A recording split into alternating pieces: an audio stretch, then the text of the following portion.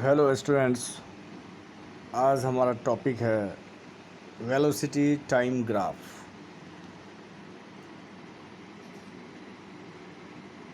The variation in velocity with time for an object moving in a straight line can be represented by a velocity time graph. Velocity जैसे speed होता है, velocity में speed के साथ direction भी होता है। जिस तरह से स्पीड में आप लिखते हो किलोमीटर पर आवर यूनिट, उसी तरह से वेलोसिटी में भी आपको यूनिट जो है किलोमीटर पर आवर ही होता है, यानी मीटर पर सेकंड उसका ऐसा यूनिट है। ठीक है। और यहाँ पे टाइम के साथ इसका क्या संबंध है, क्या रिलेशन है, इसको रिप्रेजेंट किया गया है इन दिस ग्राफ। इस ग्राफ में time is represented along with x axis. X axis पे टाइम को दिखाया गया है। Velocity time graph for uniform motion of A car. एक कार का यूनिफॉर्म मोशंस में स्पीड और टाइम को दिखाया गया। स्पीड का मतलब वेलोसिटी। अब देखिए, सबसे पहले फिगर 0 इसमें दिया हुआ है 0, 10, 20, 30, 40, 50। इसका मतलब ये होता है जो ये kilometre 10 kilometre per hour, 20 kilometre per hour, इसको स्पीड को शो कर रहा है, यानी वाई एक्सिस पे, और एक्स एक्सिस पे टाइम को शो कर रहा है जो आवर में दिया हुआ है 1, 2, 3, 4। ठीक है। अब जो है आगे हम लोग लाइनिंग पढ़ते हैं, इसमें पता चलेगा। In this graph time is represented along the x axis. In this case the velocity time graph for the motion of a car is shown in figure 8.6.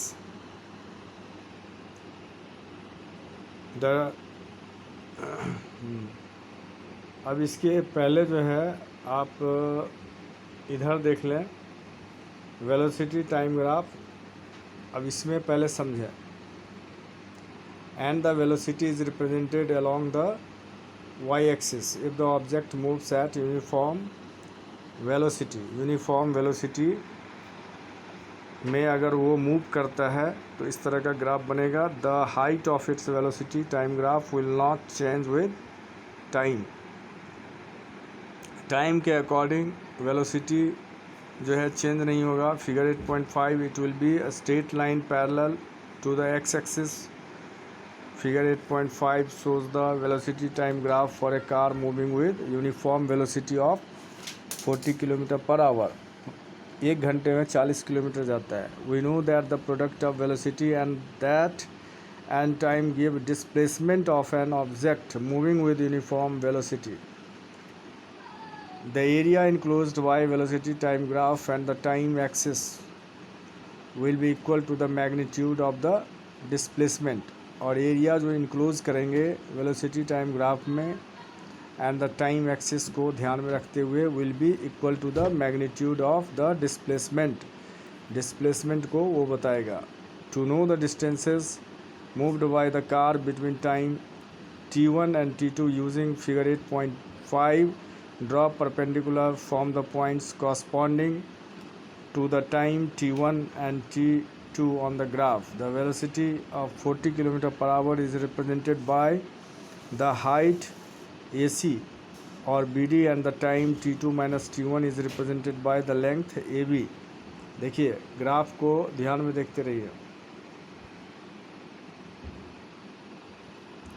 यहाँ पे दिखाया है ए पॉइंट तरफ से जो है आप वर्टिकल जो है एक लाइन वाई एक्सिस के पैरेलल जो है खींचा गया है, जो T1 को जो है टच कर रहा है, और B से वर्टिकल जो एक लाइन खींचा गया है जो T2 D पॉइंट पे आ रहा है, यानी C पॉइंट और D पॉइंट पे। अगर इनक्लोज कर दिया गया तो ए बी डी सी यानी एक रेक्टेंगल टाइप का बन जाता है।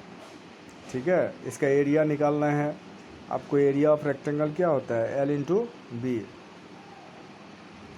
तो देखिए इसमें ए सी और जो है सी डी, ए सी और सी डी यानी एल इंटू बी पे ही हम इसे ले जाएंगे। इसका एरिया ऑफ रेक्टेंगल, जैसे कि इससे पहले हमने देखा था एरिया ऑफ ट्राइंगल का, वहाँ पे डिस्टेंस निकालने में काम आया था। डिस्टेंस निकालने में एरिया ऑफ क्या आया था? ट्राइंगल।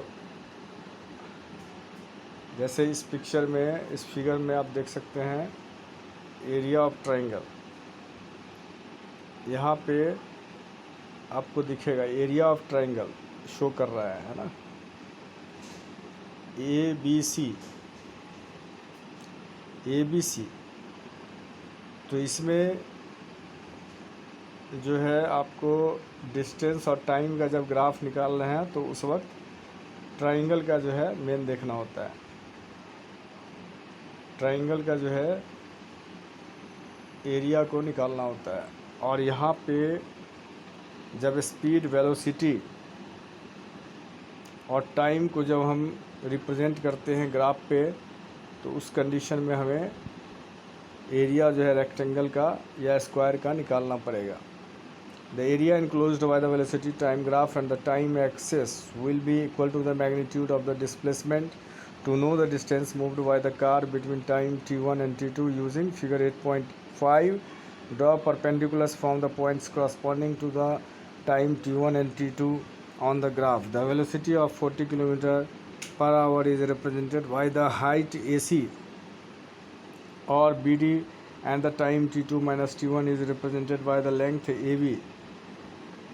ठीक है, AB को जो है शो करेगा। उसके बाद शो द डिस्टेंस t2 में से अगर t1 को माइनस कर दें तो वो रिप्रेजेंट जो है लेंथ AB को डिनोट करेगा। Show the distance S moved by the car in time t2 minus t1। t2 में से t1 माइनस कर देंगे तो कैन बी रिप्रेजेंट एज, वो डिस्टेंस निकल जाएगा। s इज इक्वल टू यानी डिस्टेंस हमें निकालना है तो s is equal to A C into C D. A C हो जाएगा वो 40 km/h into t2 minus t1 per hour. तो 40 t2 ब्रैकेट में t2 minus t1 kilometre. Area of the rectangle ABCD shaded in figure 8.5, जो मैंने आपको पहले ही बताया था। जो इसमें शेडेड पार्ट जो है एरिया ऑफ रेक्टेंगल जो है हमें निकालना है। And the time t2 minus t1 is represented by the length AB.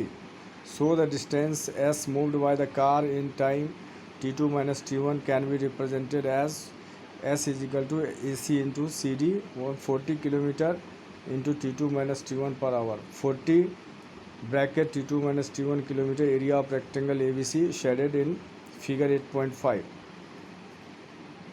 We can also study about uniformly accelerated motions by plotting its velocity time graph. Consider a car being driven। अब देखिए यहाँ पे main जो है distance निकालने का ये तरीका था।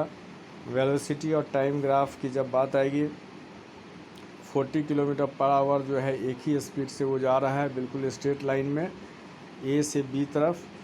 और t2 जो है t2 यानी 4 में से t1 जो भी आएगा 1.5, 1.2 आए या 1.5 जो भी आएगा तो ये इसका डिस्टेंस निकल जाएगा, है ना। या अगर 1 पे रहता है तो 4 में से 1 गया तो 3 हो जाएगा। तो इसको जो है L इंटू बी के हिसाब से मल्टीप्लाई कर देंगे तो 40 इंटू करीब आपको 3 आ जाएगा। तो 40 इंटू 3 है ना, 40 इंटू 3 हो जाएगा। तो 40 इंटू 3 का मतलब 4 माइनस 1, तो 40 इंटू 3 हो जाएगा आपको 120 जो है किलोमीटर। तो 120 किलोमीटर करीब उसका जो है डिस्टेंस निकल जाएगा। ठीक है, अगर मान लीजिए सपोज दैट 40 km/h है तो 3 आवर में कितना जाएगा? 3 आवर में जो है वही 120 किलोमीटर जाएगा, उसका डिस्टेंस जो है निकल जाएगा। यानी ग्राफ से आप डिस्टेंस निकाल सकते हैं। तो बच्चों अभी जो है आज की क्लास में बस इतना ही, और नेक्स्ट क्लास में हम लोग आगे जो है पढ़ेंगे uniformly accelerated motions bye plotting is velocity the time graph. तो हम लोग दूसरे फिर ग्राफ पे जो है डिस्कस करेंगे। अब देखिए यहाँ पे velocity of A car at regular instants of time.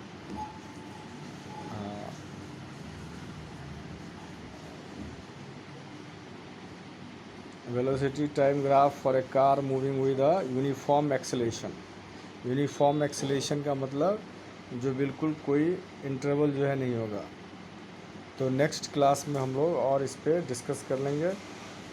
तो फ़िलहाल जो है अभी आप इतना समझें, ठीक है। तो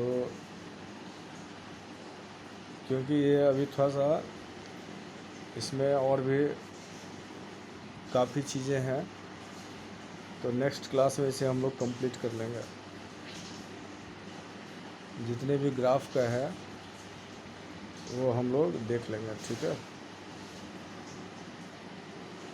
distance covered by Firoz and Sania different times on their bicycles.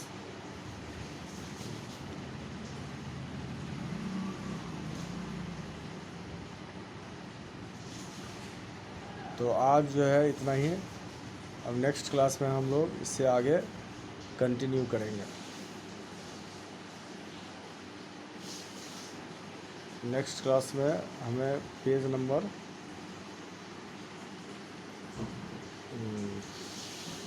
105 तक जो है करीब करीब हो गया है। अब इसके आगे हम लोग देखेंगे। Okay, thank you.